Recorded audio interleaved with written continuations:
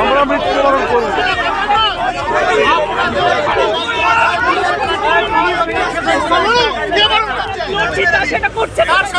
আপনার ক্লাস কেন করছেন?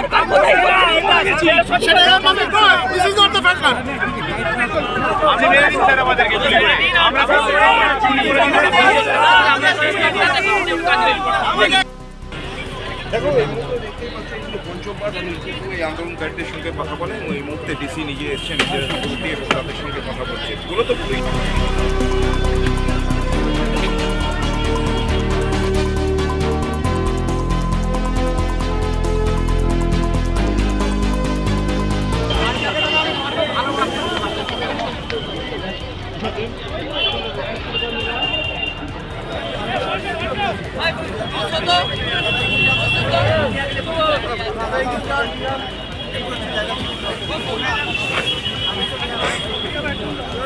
আমরা এখানে টিচারদের সঙ্গে কথা বলেছিলাম আমাদের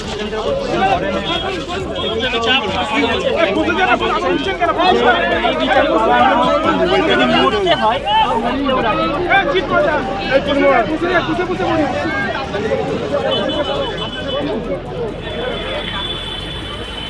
জাস্টিস যে চাইছে তার মুখ বন্ধ করে দিয়েছে তাহলে কি করে পাবো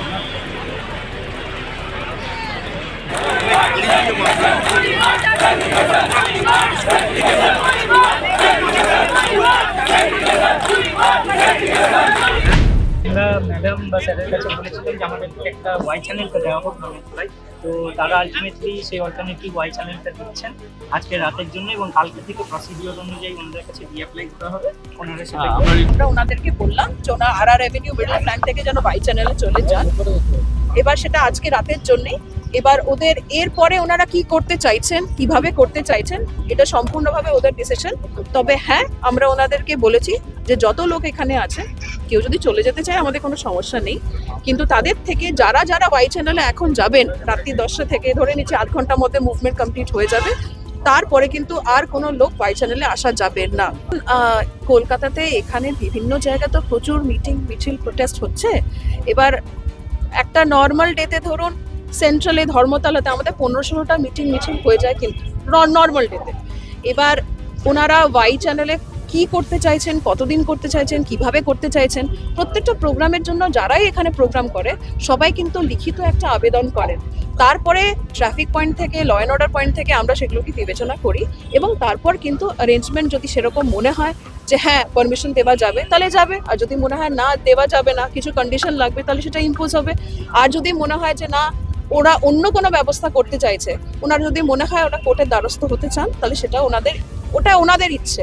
তবে আজকে রাতে এগুলো নিয়ে বলা খুব মুশকিল। আজকে ওনারা আপাতত মেন যে রাস্তাটা আটকে রেখেছেন 6 ঘন্টা ধরে, ওরা এখান থেকে ওয়াই চ্যানেল যেটা সিকিউরিটির ওখানে যান, অনেক মহিলারা আছেন, ওদের সেফটি ইজ অলসো ইম্পর্টেন্ট। আমরা ওদেরকে ডেফিনেটলি আমরা দেখবো যাতে ওদের কোনো অসুবিধা না হয়। তবে আগামীকাল ওরা কিভাবে কি করবে এটা এন্টায়ারলি ওনাদের ডিসিশন। আমাদের সাথেও যদি ওরা কোনো ডিসকাশন করতে চায়, যেটা এর আগে কখনো হয়নি, যদি ওনারা ডিসকাশন করতে চায় আমরা নিশ্চয়ই ওনাদেরকে গাইড করবো। একটা সাধারণ মানুষ যে তারা হচ্ছে শিক্ষকতা করেছেন 6 থেকে 7 বছর, তারপর হঠাৎ করে দেখা যাচ্ছে যারা অযোগ্য প্রার্থী তারা দুর্নীতি হয়েছে, সেই দুর্নীতির মামলায় হঠাৎ করে দেখা যাচ্ছে সবার চাকরি হারাতে হচ্ছে। যোগ্য যারা রয়েছেন তারা আজকে প্রতিবাদ জানাতে এখানে রয়েছে, তো সেখানে তাদের কাছে আর কি পথ খোলা রয়েছে? তারা কোর্টেও যাচ্ছেন, কোর্টের কাছেও তারা এই একই জিনিস করছেন, সেই জায়গায় তারা রাস্তায় নেমেছেন। তো সেই জায়গায় পাশে থাকার বার্তা ছাড়া আমাদের কিছু দেওয়ার নেই। অবশ্যই আমরা সংগঠিত আছি কিছুটুকু বলার জন্য। তোমরা কি বললে ওদের সঙ্গে কথা বলে, আর ওরাই বা কি বললো? ওনারা ওদের গোটা সমস্যার কথাটা বললেন যে কি ঠিক অবস্থা, কি জিনিস ঘটছে, এই যে একটা দুর্নীতি হচ্ছে, শিক্ষক নিয়োগের মতো একটা ভয়ানক জিনিস, সেখানে মানে জায়গা, সেখানে দুর্নীতির মতো একটা ভয়ানক জায়গা হচ্ছে এবং শাস্তি পাচ্ছে কারা? যারা দুর্নীতি করলো, যারা টাকা দিয়ে চাকরি পেলো তারা নয়, আসলে গোটা প্যানেলটা নাকি বাতিল হয়ে গেল। তো এরকম একটা জায়গা, যারা যোগ্যতা মানে সবাই পশ্চিমবঙ্গ ওই প্যানেলে যারা সবাই চাকরি পেয়েছিলেন তারা সবাই দুর্নীতি করে ঢুকেছিলেন, এরকম তো হতে পারে না। তার মধ্যে এদের মধ্যে যোগ্য প্রার্থী রয়েছেন, তো তাদের চাকরি কেন যাবে? এইরকম একটা জায়গায় তারা অবস্থান করতে বাধ্য হচ্ছেন, এরকম জিনিস তারা জানালেন। তো সেই জায়গা থেকে আমরা সংহতি জানানোর জন্য আমরা জুনিয়র ডাক্তার সিনিয়র ডাক্তার সকলেই তাদের পাশে থাকার বার্তা দিলাম।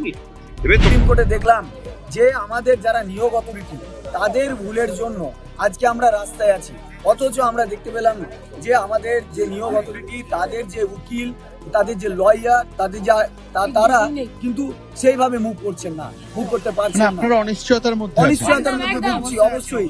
আমরা চাইছি রাজ্য, এসএসসি এবং বোর্ড একটা দক্ষ আইনজীবী নিয়োগ করুক এবং উপযুক্ত তথ্য টু দা পয়েন্ট, খুঁটিনাটি আমাদের বাঁচানোর স্বার্থে ন্যায় পাইয়ে দেওয়ার স্বার্থে পুলিশ উঠে যেতে বললে